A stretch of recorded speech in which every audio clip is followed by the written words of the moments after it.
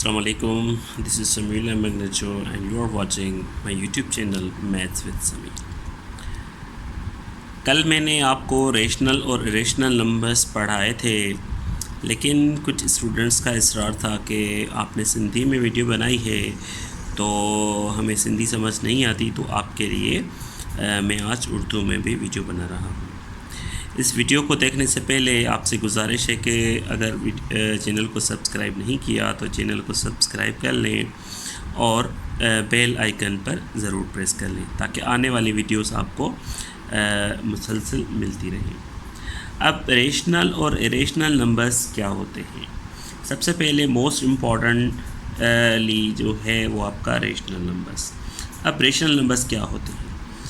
अगर किसी नंबर को हम फ्रैक्शनल फॉर्म में लिख पाएँ तो हम उसे उस नंबर को रेशनल नंबर कह सकते हैं, यानी उसको p/q की शक्ल में लिख पाएँ, की सूरत में लिख पाएँ तो हम उसे रेशनल नंबर कह सकते हैं। जहाँ आपका q जो होगा वो ज़ीरो के इक्वल ना हो, यानी नीचे जो होगा डिनोमिनेटर जो होगा वो ज़ीरो कभी ना आए, तो उसे हम कहेंगे रेशनल नंबर्स। अब रेशनल नंबर्स कौन कौन से होते हैं?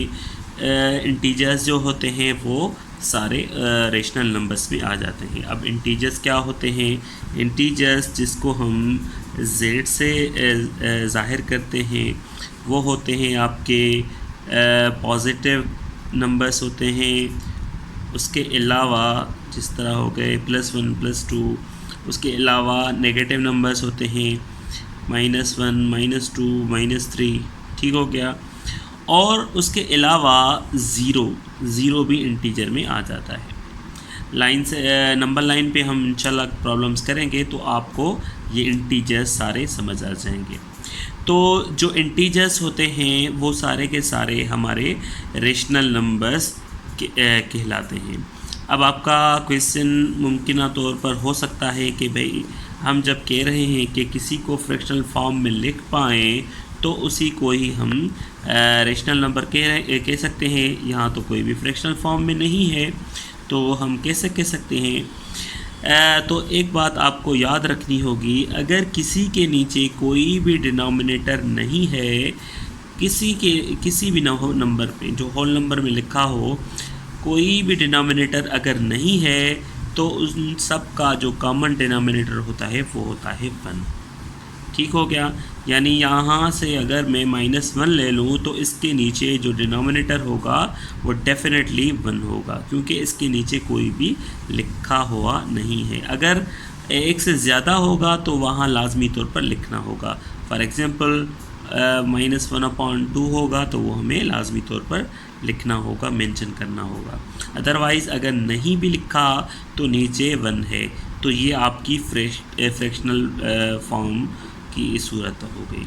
तो ये जो इंटीजर्स होंगे तो हम सारे के सारों को फ्रैक्शनल फॉर्म में लिख सकते हैं। तो रेशनल नंबर्स कौन से हो गए? जिनको हम फ्रैक्शनल फॉर्म में लिख पाएँ तो उनको हम रेशनल नंबर्स कहते हैं। ये हो गए कॉमन फ्रैक्शन वाले। अच्छा, उनके अलावा कुछ डेसिमल नंबर्स भी होते हैं। डेसिमल नंबर्स होते हैं डेसिमल नंबर्स। अब डेसिमल नंबर्स में से भी कुछ जो होते हैं वो रेशनल होते हैं और कुछ जो होते हैं वो इरेशनल नंबर्स होते हैं। मैंने आपको जब डेसिमल का टॉपिक स्टार्ट किया था तो डेसिमल फ्रैक्शन का टॉपिक स्टार्ट किया था तो मैंने आपको बताया था कि डेसिमल फ्रैक्शंस के 2 टाइप्स होते हैं। डेसिमल नंबर्स 2 किस्म के होते हैं। कौन कौन से? एक होते हैं टर्मिनेटिंग, एक होते हैं टर्मिनेटिंग यानी जो फाइनाइट हो, जो महदूद हों।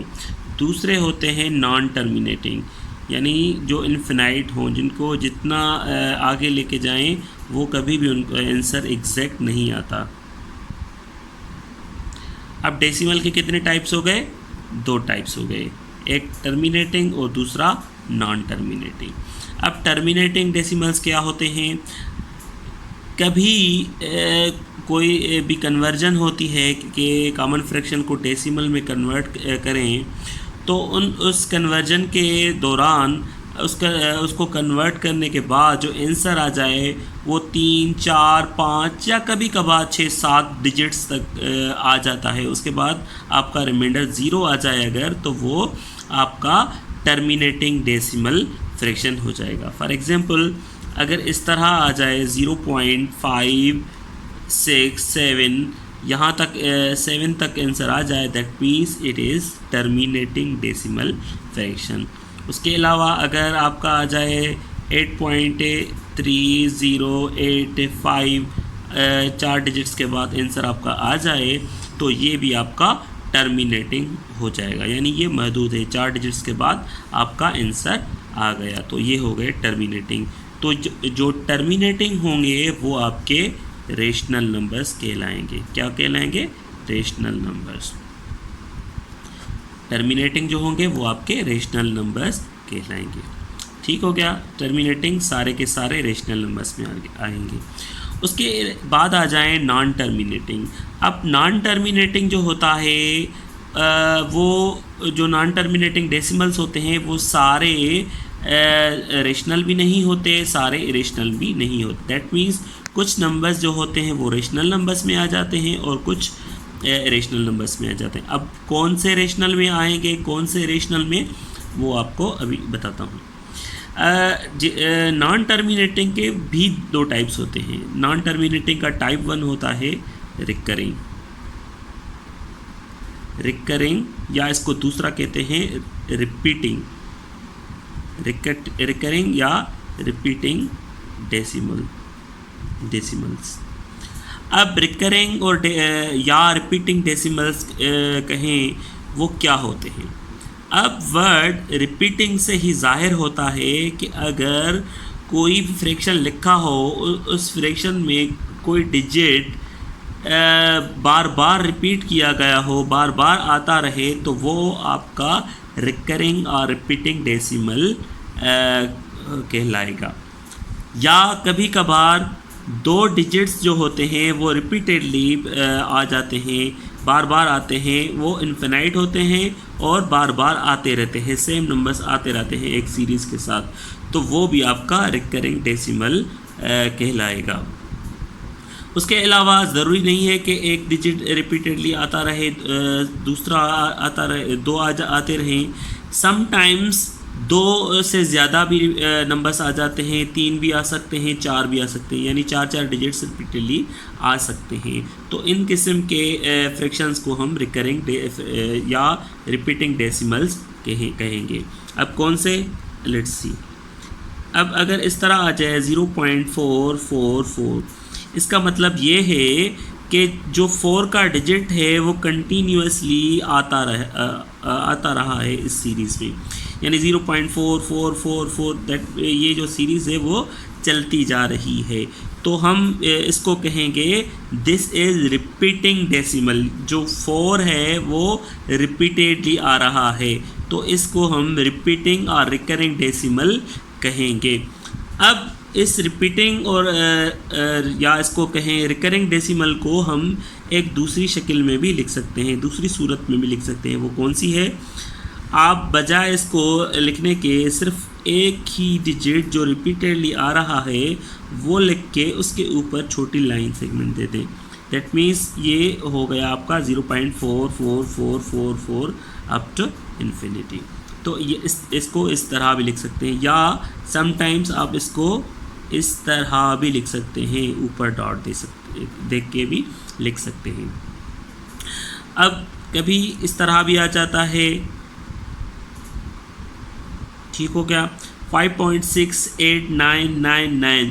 अब जो 68 है या 5 है ये रिपीटेडली नहीं आ रहा, लेकिन 9 एक ऐसा डिजिट है जो रिपीटेडली आ रहा है, तो हम सिर्फ 9 के ऊपर लाइन सेगमेंट देंगे। अगर हम उसको इस सूरत में लिखना चाहें तो किस तरह लिखेंगे? 5.689 देकर सिर्फ उसके ऊपर लाइन सेगमेंट का निशान लगाएंगे। अगर इस तरह आ रहा है तो क्या यहाँ क्या हो रहा है, 5 8 का डिजिट रिपीटेडली आ रहा है, तो हम इसको कहेंगे 4.58। तो इसके ऊपर लाइन सेगमेंट देंगे दोनों के ऊपर, क्योंकि दोनों डिजिट्स रिपीटेडली आ रहे हैं। तो ये हो गया आपका रिकरिंग डेसिमल। और रिकरिंग डेसिमल जो होता है वो रेशनल नंबर्स में आ जाता है। यानी अगर कोई रिकरिंग डेसिमल में लिखा गया है तो आपसे अगर क्वेश्चन करे इज़ दिस रेशनल नंबर और नॉट, तो डेफिनेटली वो आपका रेशनल नंबर कहलाएगा। ठीक हो गया। अब आ जाएं, ये हो गए आपके रिपीटिंग। और दूसरा इसका टाइप होता है नॉन, इसका ही दूसरा टाइप होता है नॉन रिपीटिंग का, नॉन रिकरिंग, या इसको कहें नॉन रिपीटिंग। सॉरी, एक हाथ में मोबाइल है तो लिखने में थोड़ा मुश्किल हो रहा है।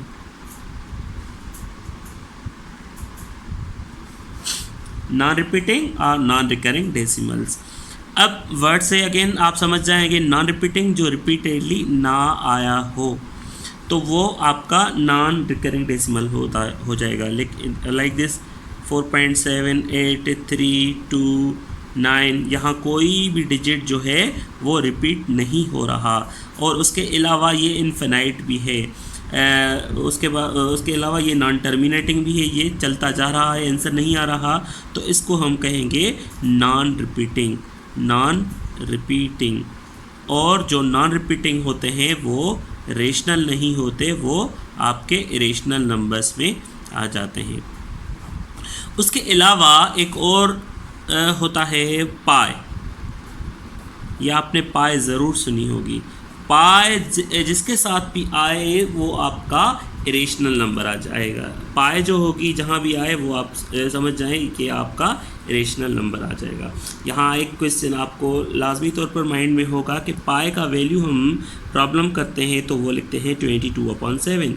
इसको डेसिमल में भी कन्वर्ट किया जाता है 22/7। तो आपको यहाँ क्वेश्चन तो जहन में आएगा कि अगर ये हम 22/7 है, ये फ्रैक्शनल फॉर्म में लिखा गया है, तो अगर ये 22/7 जो है वो फ्रैक्शनल फॉर्म में है तो ये हमारा पाई जो है वो रेशनल क्यों नहीं। तो इसके लिए मैं ये बताऊं कि 22/7 जो है वो पाई का एग्जैक्ट वैल्यू नहीं है। पाई का 22/7 एग्जैक्ट वैल्यू नहीं है, ये एक अप्रॉक्सीमेट वैल्यू है, ये अंदाज़े के तौर पे उन्होंने लिखा है मैथमेटिशियंस जो थे।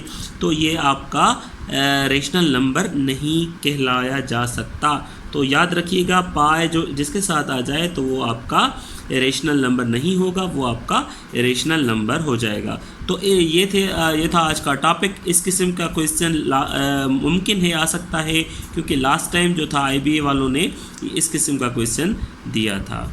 Thank you. अगर वीडियो पसंद आ जाए तो प्लीज़ इसको लाइक शेयर करें और कमेंट बॉक्स में अपने व्यूज़ लाजमी तौर पर हमें दें। अल्लाह हाफ़िज़।